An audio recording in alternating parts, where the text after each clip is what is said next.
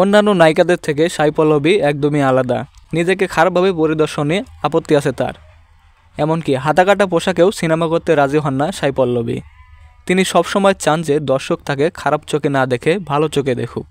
এমন মন্তব্য করেছেন সাউথ ইন্ডিয়ার একজন সিনেমা নির্মাতা। অর্জুন রেড্ডি সিনেমার শাদি পারচাটায় প্রথম পর্বের পছন্দ ছিল সাই পল্লবী। তবে সিনেমায় যে সাজসজ্জা পোশাক আশাক ছিল তা ছিল খুবই আপত্তিকর। এজন্য সাই পল্লবী সিনেমা করতে রাজি হননি। শুধু শালীনতার দিক থেকেই নয়, সাই পল্লবী অন্যান্য দিক দিয়েও বাকিদের থেকে একদমই আলাদা। তিনি সবসময় সাদামাটা লুকে থাকতে পছন্দ করেন। তিনি সবসময় হালকা সাজগোজ, হালকা মেকআপে থাকতে পছন্দ করেন। এজন্য তাকে অনেকেই ন্যাচারাল সুন্দরী বলে থাকেন। তার এই সাদামাটা লুক দিয়ে যতগুলো ছবি করেছেন তার সবগুলোই একের পর এক বাজিমাত করেছে। আর হবেই না কেন, তার অভিনয় দক্ষতা ও স্ক্রিপ্ট সিলেকশনের প্রশংসা সবাই করে। তিনি এখন ব্যস্ত আছেন রামায়ণ ও আরও কিছু সিনেমার কাজ নিয়ে। তিনি সিনেমার কাজ নিয়ে সবসময় ব্যস্ত সময় পার করে থাকেন।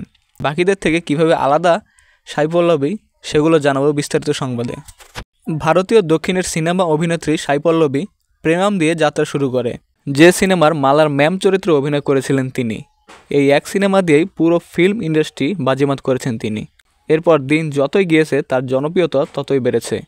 তিনি সবসময় সাদামাটা থাকতে পছন্দ করেন, মুখে হালকা মেকআপ, সুন্দর শালীন ড্রেস।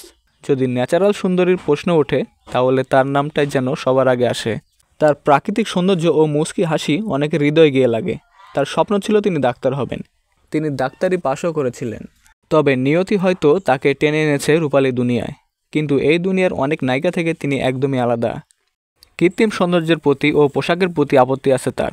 অন্যান্য নায়িকাদের মতো নিজেকে বেশি বেশি প্রদর্শনে আপত্তি আছে। যদি 18+ বা এমন ধরনের কোনো চরিত্রে তাকে অফার করা হয় তাহলে তিনি সাথে সাথে রিজেক্ট করে দেন।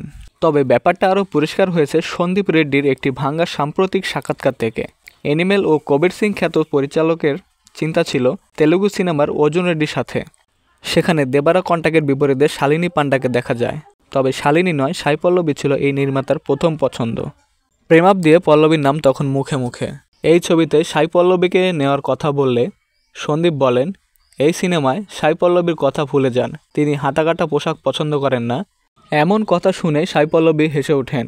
তো ভিউয়ার্স, সাই পল্লবীকে আপনাদের কেমন লাগে অবশ্যই কমেন্ট করে জানান।